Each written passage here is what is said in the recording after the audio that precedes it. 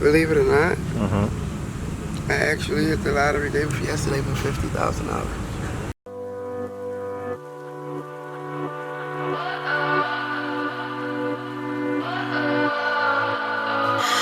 What does perfect even mean? Is there even such a thing? Ooh, can we switch up all the rules and imagine a utopia? Darling, I'm just so fed up with these expectations. Thanks for tuning into the channel, AML Films. We out there. Today we got a new story. Introduce yourself. Hi guys, my name is Shaquita. I'm from Kensington. I'm sure you guys know all about it. And that's it. How old are you? I am 37. Just had a birthday a couple months ago. Birthday's 4/20. Yay, National Weed Day. Right. Where are you originally from? I'm originally from New Jersey, between Pennsauken and North Camden. Is that where you grew up? Yeah and no. I moved over here when I was 14. And it's funny, I actually moved over here because my mother got clean over here. So my mother was going through her addiction at the time.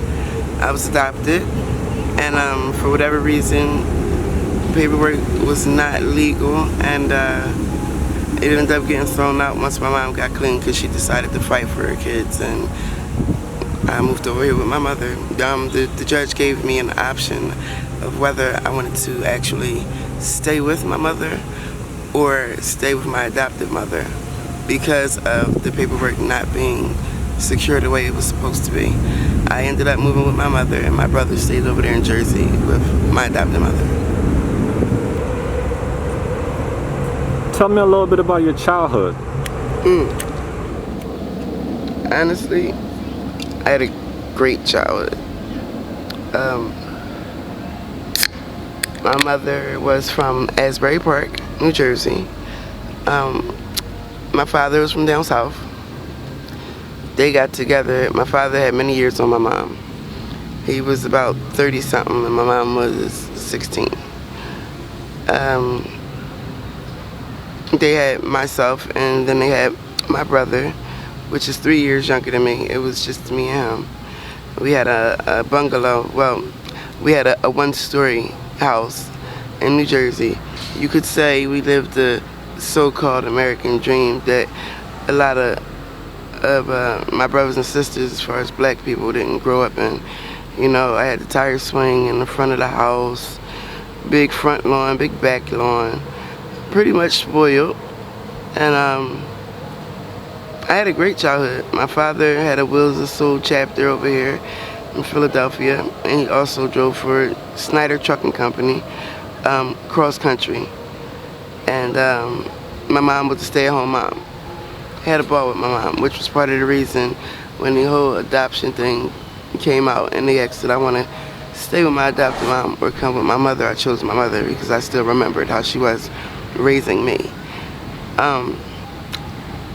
Everything was cool pretty much up until the part of, like I said, my dad worked a lot. He made a lot of money. He sold a lot of drugs. One of his girls he dealt with must have didn't want to take no for an answer, whatever. I don't know what the situation was, but she called DHS on us, and my father was like God to me. You couldn't tell me that my father wasn't God at one point.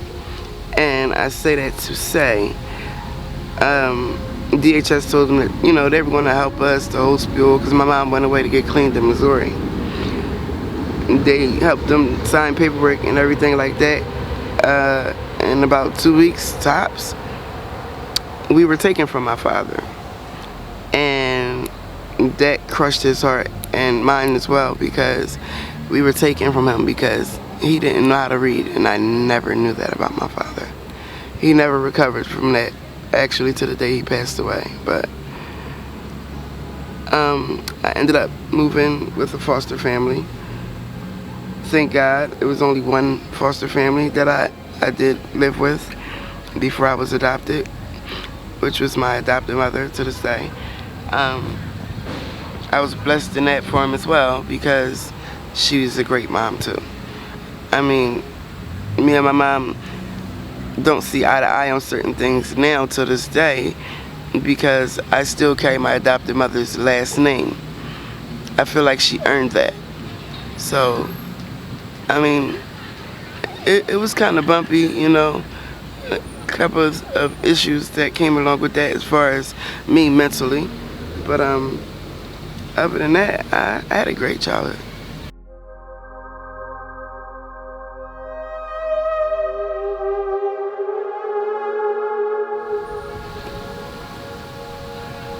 Being with my father. Like I said, when my mom got addicted, it was a lot of downtime with my father when he wasn't working. And for real, when he was working, because he didn't trust nobody with us at all. So he would sneak us onto his truck, and I would ride a lot of places with him cross country, myself and my brother. Sitting out front with him, frying green tomatoes and fatback. When I say my father was country, he was country. But you know, just simple things. Just being with my family for the most part. I started using Percocets. I got a kidney infection. They gave me they gave me morphine. It almost killed me. For some reason, it was too strong for my body. Ended up using the Percocets. Percocets ended up going to dope, and then, you know, once you start doing dope, everything's downhill pretty much from there. Like, I snorted powder, I liked it. Well, I'm sorry, I shot powder, I liked it. But I am a registered nurse, and I can hit everyone in the world. I can't hit myself. So once I learned about the abscesses that come along with missing a shot, I stopped shooting and I started smoking hard, which is now how I ended up smoking crack.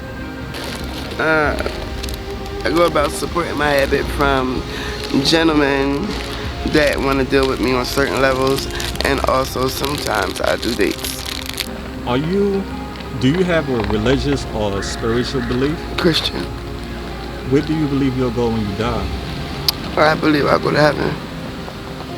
When you was a little girl, what do you want to become when you grow up?